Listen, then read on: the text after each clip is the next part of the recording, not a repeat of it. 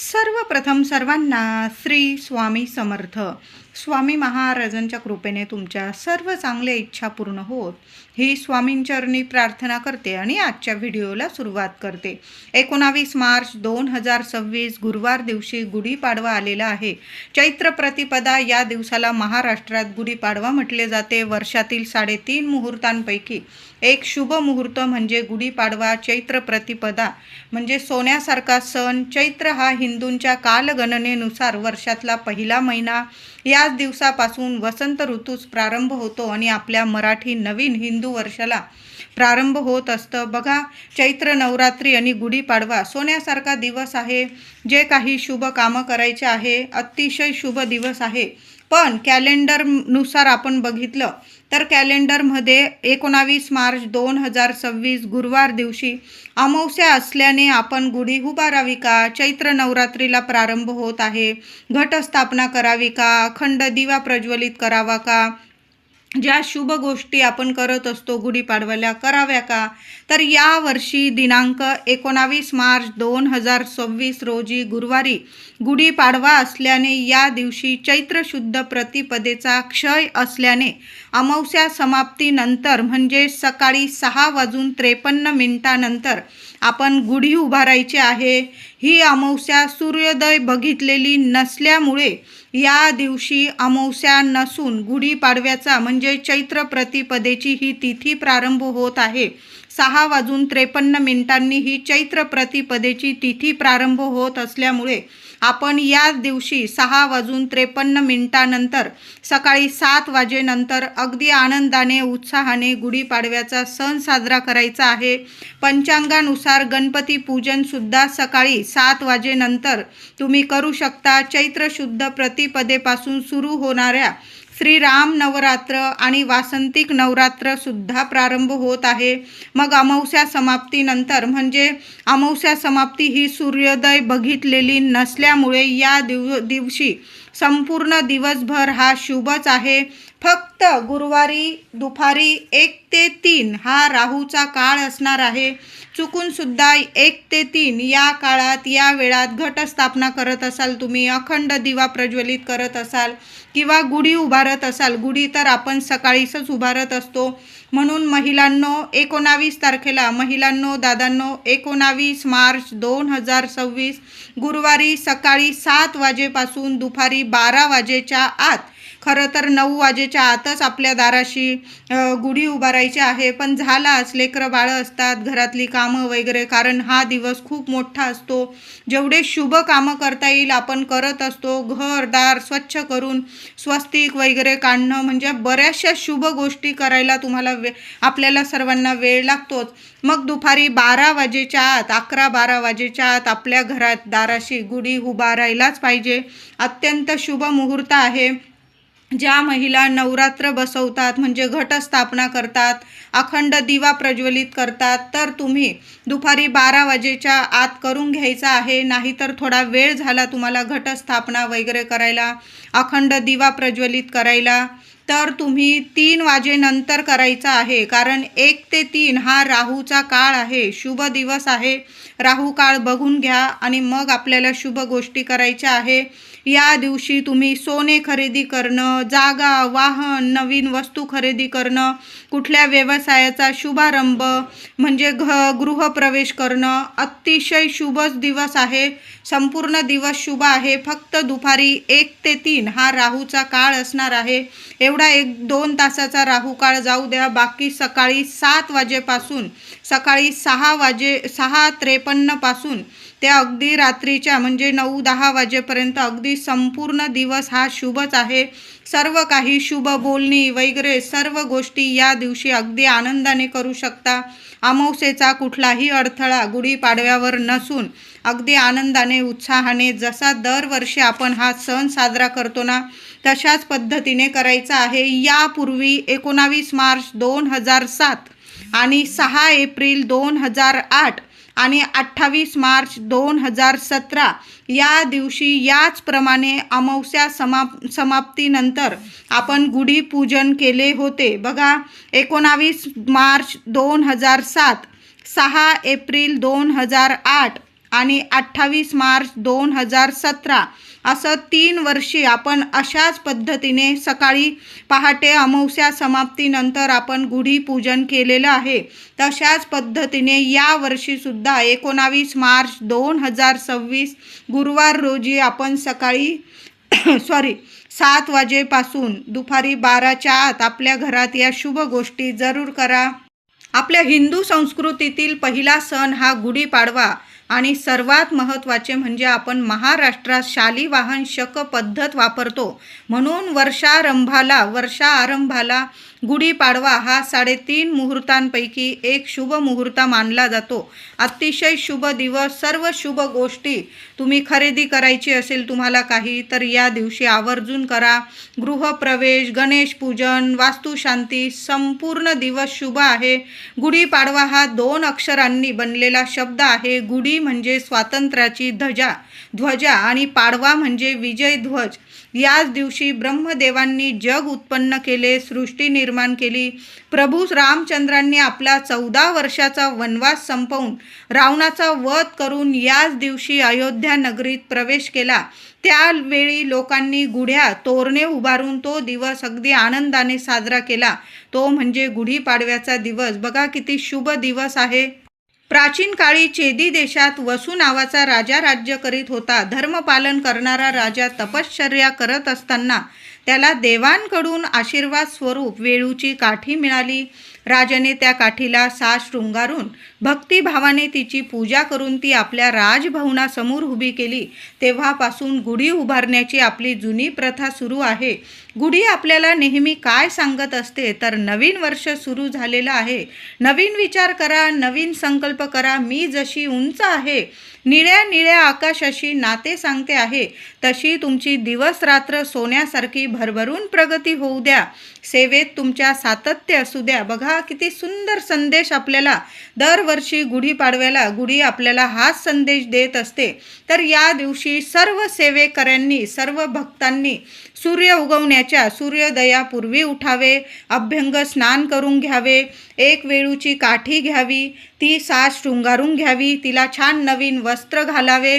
म्हणजे लाल रंग, पिवळा रंग, ऑरेंज, निळा, आकाशी, तुमच्याकडं जे शुभ रंग असतील ना ते स्वच्छ वस्त्र त्या गुढीला नेसवून घ्यावे.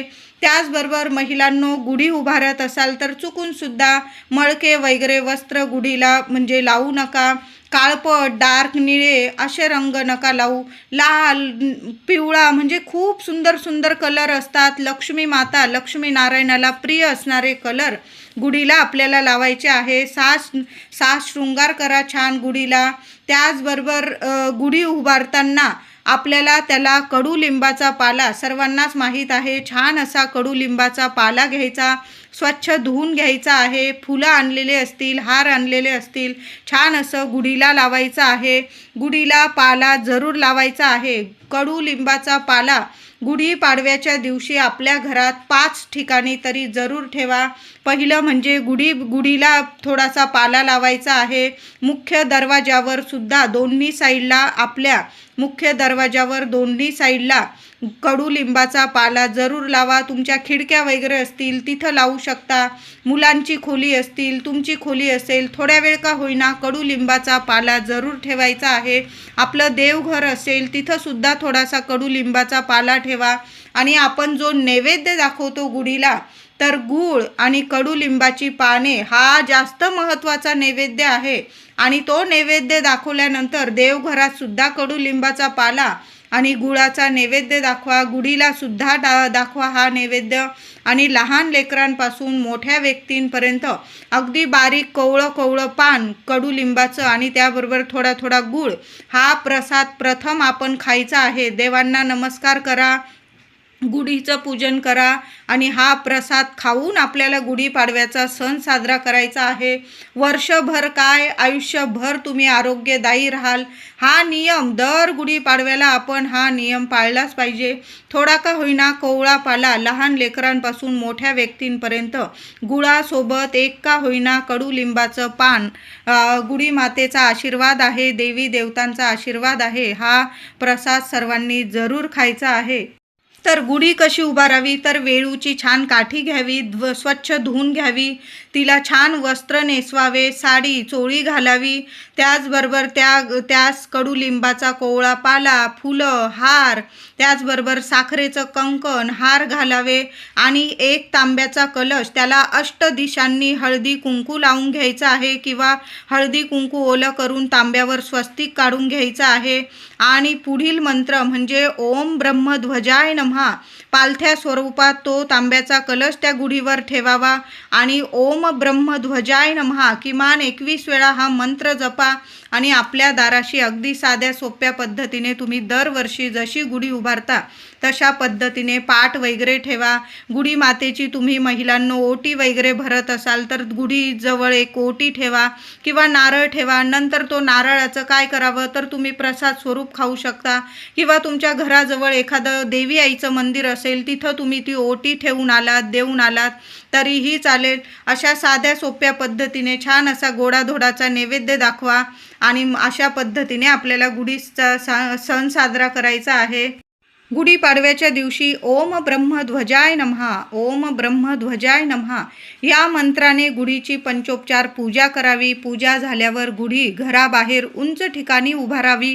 नंतर नवीन पंचांगाचे पूजन करावे. तुम्ही जर महिलांनो दादांनो पंचांग घेत असाल मग ते छोटं असू द्या मोठं असू द्या, या दिवशी देवघरात जरूर पंचांगाचे पूजन करा. तुम्ही सरस्वती मातेचे सुद्धा पूजन करू शकता. दुपारी सर्व शेतकरी बांधवांनी आपल्या शेतात मध्यभागी छोटासा खड्डा करून त्यात एक व्यक्ती जेवण करेल एवढा नैवेद्य अर्पण करावा व नैवेद्य स्वीकारण्याची मातेला प्रार्थना करावी. नंतर एक वडाची मुळी, महिलांनो हा उपाय जरूर करा. अगदी साधा सोपा उपाय आहे. तुम्हाला आयुर्वेदिक दुकानात या वस्तू मिळून जातील. फक्त तुम्हाला 2 वस्तू लागणार आहे, पण जरूर उपाय करा. तर एक वडाची मुळी लागणार आहे तुम्हाला आणि एक रंगारी हिरडा लागणार आहे. या 2 वस्तू तुम्हाला आयुर्वेदिक दुकानात मिळून जाईल. वर्षभर आपल्या घरादाराचं रक्षण करतात ह्या वस्तू. एक वडाची मुळी आणि एक रंगारी हिरडा. कुटुंब प्रमुखाने आपल्या पतिदेवांना तुम्ही दादांना सांगितलं हा उपाय करायला. आता दादा घरी नसतील, तुम्ही स्वतः जरी कुटुंब प्रमुख आहोत आपण महिलासुद्धा, तर घरातल्या स्त्री किंवा पुरुषाने हा उपाय करायचा आहे. वडाची छोटी मुळी घ्या, छोटी असेल मोठी असेल. एक रंगारी हिरडा घ्यायचा आहे. एक सुपारी ठेवा, 1 रुपयाचं नाणं ठेवा.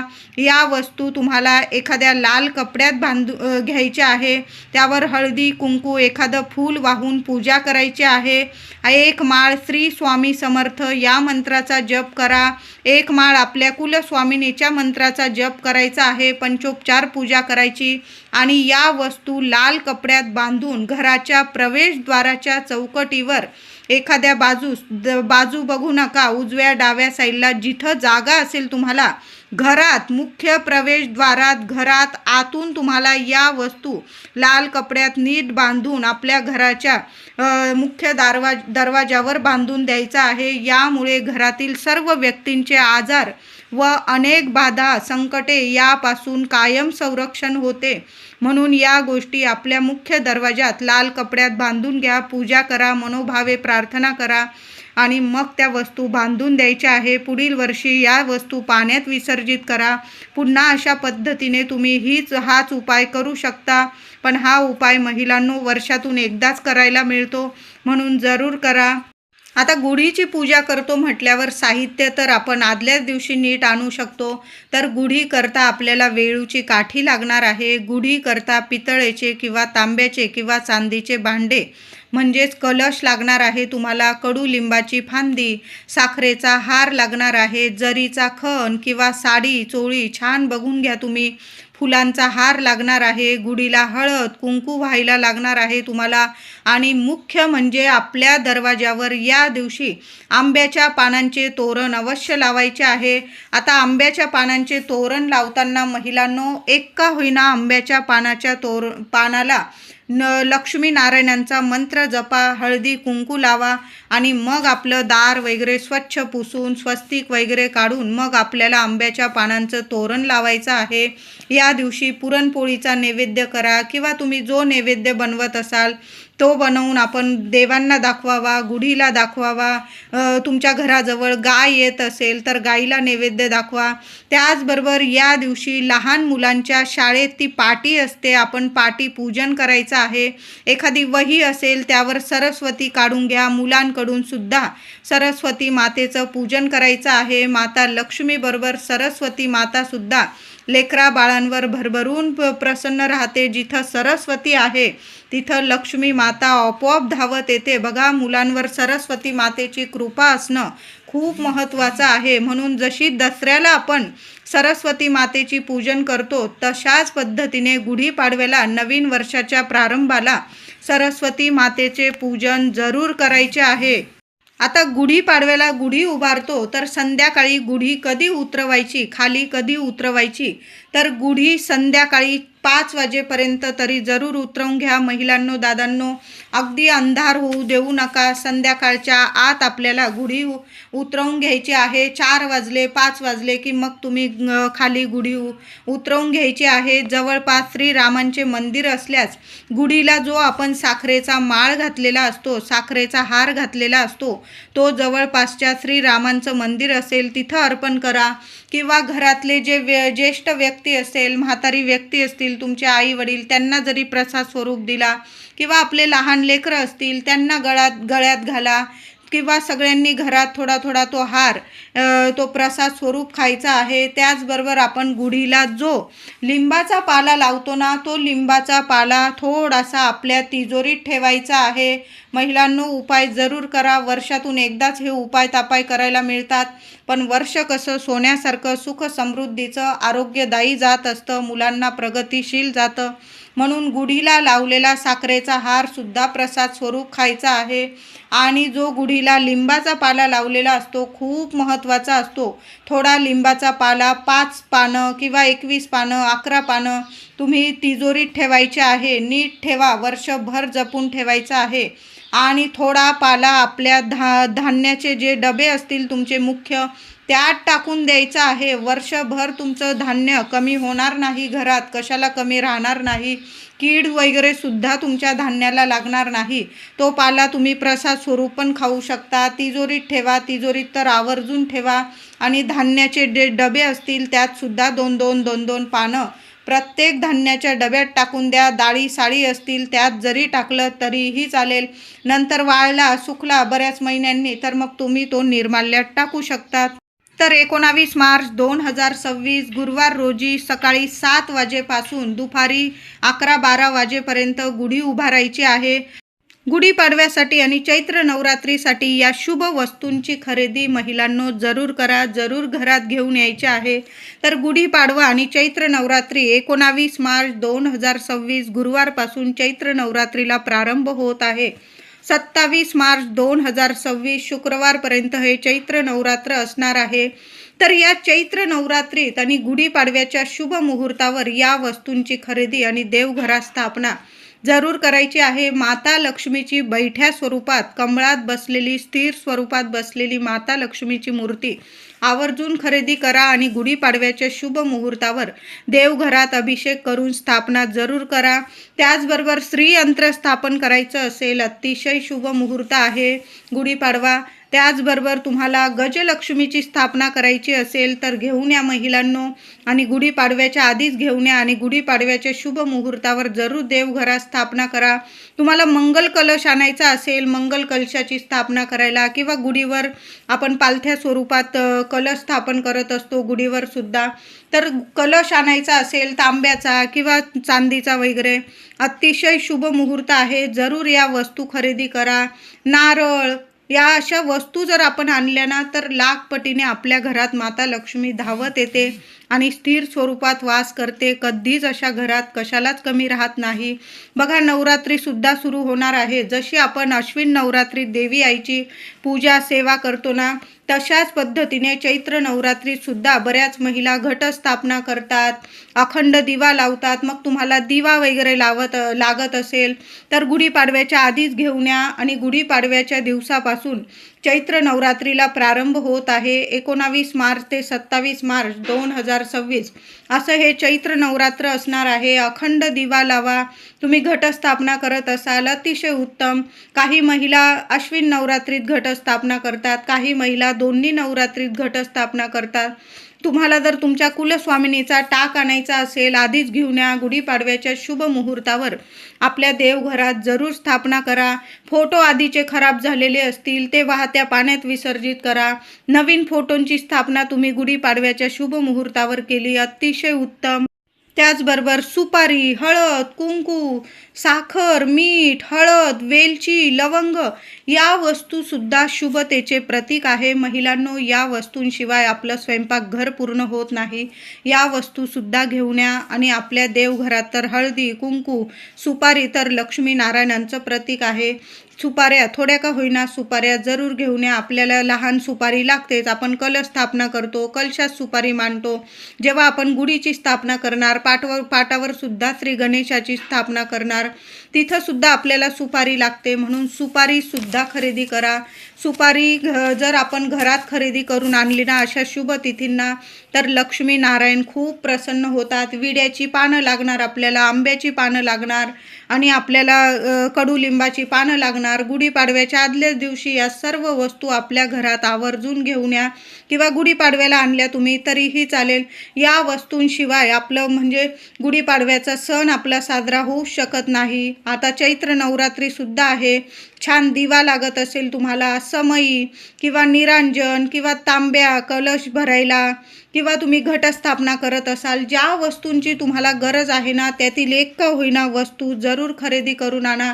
तुम्हाला मुख्य दरवाजावर तोरण लावायला आणायचं असेल, या शुभ मुहूर्तावर आणा. आणि गुढीपाडव्याच्या शुभ मुहूर्तावर जरूर आपल्या मुख्य दरवाजावर तोरण लावायचं आहे.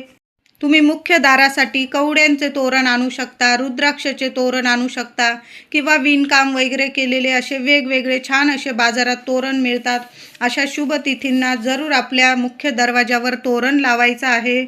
या नवीन वर्षात गुढीपाडवा ते चैत्र नवरात्रीपर्यंत महिलांनो, घरातून या वस्तू चुकून सुद्धा देऊ नका.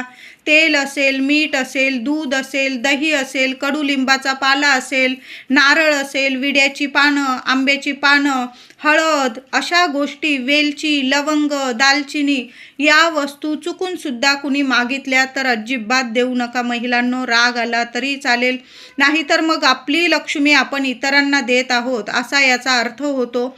म्हणून गुढीपाडवा ते चैत्र नवरात्री या वस्तू घरातून चुकून सुद्धा देऊ नका. व्हिडिओ आवडला असेल लाईक करा, शेअर करा, चॅनलला नक्की सबस्क्राईब